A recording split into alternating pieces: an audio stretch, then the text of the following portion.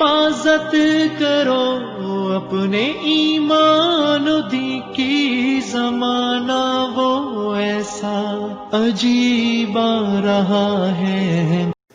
ایک دفعہ ایک آدمی نے میرے پر بڑی چڑھائی کی، تم تبلیغ والے منافق ہو، کہتے کچھ ہو کرتے کچھ ہو، تمہارے قول اور فعل میں بہت فرق ہے، بہت۔ جب ان کا غصہ اتر گیا تو میں نے ان سے کہا بھائی 100 نمبر تو اللہ نے بھی نہیں مانگے، آپ کیوں مانگتے ہو؟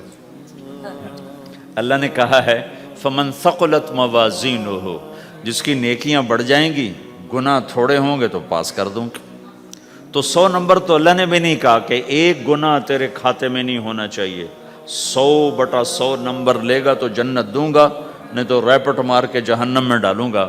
تو 100 نمبر تو اللہ بھی نہیں مانگتا، اسے پتہ ہے میرا بندہ کمزور ہے، کبھی گناہ کرے گا کبھی نیکی کرے گا۔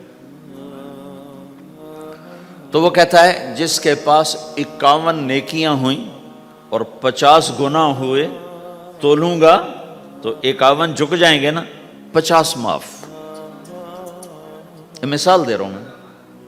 ہمارے علاقے میں ایک زمیندار تھے، وہ ذکر بھی بہت کرتے تھے، گالیاں بھی بہت دیتے، ادھر سبحان اللہ او تیرے فلانے، الحمدللہ کے ساتھ ایک پھکڑ تولتے تھے، ساری زندگی وہ ایسا ہی کرتے رہے۔ جب وہ فوت ہو گئے تو کسی نے ان کو دیکھا تو انہوں نے پوچھا کہ میاں صاحب آپ کے ساتھ کیا ہوا، آپ تو گالیاں بہت دیتے تھے۔ خود ہی انہیں پوچھ رہے آپ تو گالیاں بہت دیتے تھے تو آپ کے ساتھ کیا ہوا؟ کہ اللہ تعالیٰ نے میرے ذکر اور میری گالیوں کو تولا تو میرا ذکر بڑھ گیا تو میری بخشش ہو گئی۔ اللہ نے بھی کاؤنٹنگ رکھی ہے، پرفیکشن مانگی ہی نہیں۔ اگر اللہ پرفیکشن مانگتا تو پھر آپ کہتے تم کرتے کچھ ہو کہتے کچھ ہو۔ اگر میں کہتا صحیح ہوں تو ایک نیکی تو کر رہا ہوں، اور کرتا نہیں ہوں تو ایک گناہ کر رہا ہوں۔ کیا پتا میرا رب میرے کہنے کے تو فعل میرے نہ کرنے کو معاف کر دے۔ بس ایک صورت میں ہے کام خطرناک کہ اگر میں اس کہنے سننے کو اپنی دنیا بنانے کا ذریعہ بنا لوں پھر خطرناک ہے۔ أَتَأْمُرُونَ النَّاسَ بِالْبِرِّ وَتَنْسَوْنَ أَنفُسَكُمْ وَأَنْتُمْ تُتْلُونَ الْكِتَابَ، وہ یہ آیت۔ لیکن اگر میرے اندر اخلاص ہے تو پھر میں انسان ہوں، کبھی اچھا کروں گا کبھی برا کروں گا، لیکن میرے ذمہ صدا لگانا ہے۔ تو بھائیو اس تبلیغ کے کام کو کرتے رہنا، کرتے رہنا، اس سے ایمان بنتا ہے، ایمان سے دین وجود میں آتا ہے۔ دین کے 2 حصے ہیں، ایک عبادات ہے جس میں نماز سب سے اہم ہے، پھیری پہ ہو گھر پہ ہو نماز نہ چھوڑو۔ رمضان کے روزے ہیں، اللہ پھر رزق زیادہ دے دے، حج کرو، زکوٰۃ دو، لیکن عبادات بڑی محدود ہیں اور اس میں کثرت اللہ نے مطالبہ بھی نہیں کیا، بلکہ اللہ تعالیٰ نے اس میں اعتدال ہی کو پسند فرمایا ہے۔ اللہ تعالیٰ نے ہمارے نبی لمبی لمبی نمازیں پڑھتے تھے تو اللہ تعالیٰ نے روک دیا کہ ما انزلنا علیک القرآن لتشقی، میرے نبی میں نے تمہیں قرآن اس لیے نہیں دیا کہ تو لمبی لمبی نمازیں پڑھ کے تھکتا رہے، درمیان نہ چل، درمیان نہ چل۔ اللہ کے نبی نے تبلیغ میں زیادہ زور دکھایا تو اللہ نے اس پر بھی کہا فلا تذهب نفسك علیہم حسرات، اتنا غم نہ کیا کر کے تو خود ہی ہلاک ہو جائے، نہیں ایسا نہ کر۔ تو عبادات محدود ہیں اور اس میں اعتدال مطلوب ہے۔ سارا دن مصلی پہ بیٹھنا یہ اللہ نہیں دیکھنا چاہتا، اللہ یہ دیکھنا چاہتا ہے کہ تو باہر جا تاکہ میں دیکھوں کہ اب تو کیا کرتا ہے۔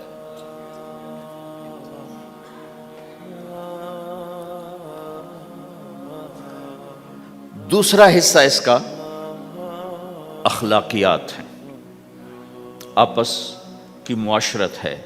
دین جو اثر انداز ہوتا ہے وہ معاشرت سے اثر انداز ہوتا ہے، عبادت سے نہیں، عبادات سے نہیں۔ عبادت تو مسجد کے اندر ہے یا مصلی پر گھر کے اندر ہے، روزہ اندر کی چیز ہے، حج بیت اللہ میں ہے، زکوٰۃ مسلمان کو دی جاتی ہے۔ تو دنیا میں دین پھیلنے کے لیے اور اپنوں کو دین کے قریب کرنے کے لیے جو سب سے بڑا عمل ہے وہ بھائیو اچھے اخلاق ہے۔ یہ دوسرا حصہ میں آج بیان کرنا چاہتا ہوں۔ اللہ کے نبی نے فرمایا ایو عرى الاسلام اوثق، مجھے بتاؤ اسلام کا سب سے مضبوط عمل کیا ہے؟ تو صحابہ نے کہا الجہاد، یا رسول اللہ جہاد۔ اسلام کا سب سے مضبوط عمل کیا ہے؟ صحابہ نے کہا جہاد۔ تو آپ نے کہا وحسن وما هو به، ہاں جہاد بہت اچھا عمل ہے لیکن سب سے بڑا عمل نہیں ہے، سب سے مضبوط عمل نہیں ہے۔ ان کا جی الصلاۃ، نماز۔ تو ہم نے کہا ہاں وحسنۃ وما ہی بہا، نماز بھی بہت اچھی چیز ہے لیکن وہ نہیں جو میں پوچھ رہا ہوں، سب سے اعلیٰ، سب سے اوپر، سب سے مضبوط نہیں۔ تو انہوں نے کہا جی الحج، حج۔ تو آپ نے کہا حج بھی بہت اچھا عمل ہے لیکن وہ نہیں جو میں نے پوچھا ہے۔ پھر صحابہ نے کہا جی روزہ، آپ کا روزہ بھی بہت اچھا ہے لیکن وہ نہیں جو میں نے پوچھا ہے۔ تو پھر صحابہ نے کہا یا رسول اللہ پھر آپ ہی بتائیں، ہمیں تو نہیں پتا۔ تو ہمارے نبی عبادات سے اوپر لا رہے ہیں، اپنے ساتھیوں کو عبادات پہ قائم کر دیا۔ ہر آدمی نمازی بن چکا ہے، ہر آدمی روزے دار بن چکا ہے، ہر آدمی مالدار زکوٰۃ دینے والا بن چکا ہے، اور ہر آدمی حج کا جذبہ پیدا کر چکا ہے۔ اب آپ ان کو اخلاق پہ لانا چاہتے ہیں، چونکہ اسلام کی تکمیل اخلاق سے ہے۔ اسلام کو تشبیہ دی گئی ہے گھر کے ساتھ، بنی الاسلام علی خمس، تو بنیا کا لفظ عمارت پر بولا جاتا ہے۔ تو اسلام کی بنیاد میں ہے کلمہ، نماز، روزہ، حج، زکوٰۃ۔ اگر اس مسجد کی بنیادیں بھر دی جائیں تو اس کو مسجد تو نہیں کہیں گے نا۔ ہاں جی بنیادیں ڈال دی ہیں، چھت ڈالنی ہے، جب چھت پڑے گی تو پھر یہ مسجد کہلائے گی۔ تو اسلام کی بنیاد قائم ہو چکی تھی، اب آپ چھت ڈالنا چاہتے تھے۔ چھت کیا ہے؟ وہ اچھے اخلاق ہیں، تو اب آپ ان کو اوپر لا رہے ہیں، اوپر لا رہے ہیں۔ تو آپ نے جب پوچھا تو انہوں نے وہی کہا جو انہوں نے ابھی سیکھا تھا، نماز، روزہ، جہاد، حج، لیکن آپ نے سب کی نفی کر دی، نہیں یہ بھی نہیں، یہ بھی نہیں، یہ بھی نہیں، یہ بھی نہیں۔ اچھا یا رسول اللہ آپ بتائیں۔ تو آپ نے فرمایا ان اوثق عر الاسلام الحب للہ والبغض للہ، اسلام کا سب سے مضبوط عمل وہ آپس میں اللہ کے لیے محبت کرنا ہے۔ اسلام کا سب سے مضبوط عمل وہ آپس میں اللہ کے لیے محبت کرنا ہے۔ اسلام کا سب سے مضبوط عمل وہ محبت ہے، اللہ کے لیے بغض ہے، اللہ کے لیے محبت ہے، یہ اسلام کا سب سے مضبوط عمل ہے۔ تو بھائیو، یہ چھوٹا سا معاشرہ اسلامی بن جائے، اس کے لیے بنیاد میں نے پہلے بتا دی، اب چھت بتا رہا ہوں، وہ ہیں اچھے اخلاق۔ اللہ تعالیٰ نے جب ہمارے نبی نے نماز لمبی پڑھی تو اللہ نے کہا درمیانی پڑھو، میں نے ابھی بتایا۔ تبلیغ میں دکھ زیادہ جھیلا تو اللہ نے کہا درمیانہ چلو۔ لیکن جب اللہ کے نبی نے اخلاق بلند کیے، اخلاق، تو اس پر بھی اللہ تعالیٰ فرماتا میرے نبی ذرا اتنا نرم نہ ہو، تھوڑا سا سختی دکھا، آنکھیں دکھا، تھوڑا شوں شاں کر ہیں۔ تو میرے رب نے کیا کہا؟ واہ، میرے رب نے آپ کے اخلاق کی جیسی تعریف کی ہے، آپ کے کسی عمل کی ایسی تعریف نہیں کی۔ نماز کو کہا معتدل، اعتدال، دعوت کو کہا اعتدال، اور اخلاق کو کیا کہا؟ انک لعلی خلق عظیم۔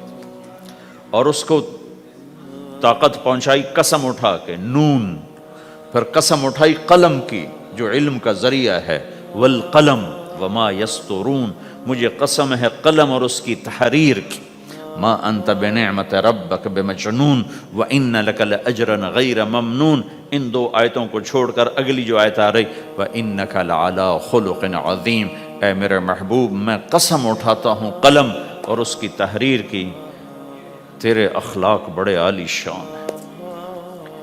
یہ نہیں کہا تیرے اخلاق بڑے عالی ہیں، انک لعلی، علا، علا کا یہاں بہت عظیم الشان کردار ہے۔ علا یہ بتا رہا ہے کہ اے میرے نبی، جتنے اخلاق تصور کیے جا سکتے ہیں وہ سب تیرے تابع ہو چکے ہیں، اور تو ان پہ سوار ہو چکا ہے، تو ان پہ چھا چکا ہے۔ علا چھا جانے کے لیے ہوتا ہے کہ تمام اخلاق تیرے غلام ہو چکے ہیں۔ ایک دفعہ آپ نے فرمایا اچھے اخلاق 360 قسم ہیں، 360 قسم، 360 صفات کا مجموعہ اچھے اخلاق۔ کوئی ایک صفت کسی کو مل گئی تو جنت میں چلا جائے گا۔ تو ابو بکر رضی اللہ عنہ سامنے بیٹھے تھے، کہنے لگے یا رسول اللہ افی منہا شیء، ان 360 میں کوئی میرے اندر بھی کچھ ہے؟ تو آپ نے کہا تیرے اندر سارے کا سارا، کوئی کمی کوئی نہیں، پورے۔ یہ آپ نے اور کسی کو نہیں کہا، صرف آپ نے یہ ابو بکر سے فرمایا کہ ابو بکر تیرے اندر پورے اخلاق 360۔ تو بھائیو، آپس کی محبت اور اچھے اخلاق یہ اسلام کا سب سے چوٹی کا سبق ہے، سب سے اعلیٰ درجے کا سبق ہے۔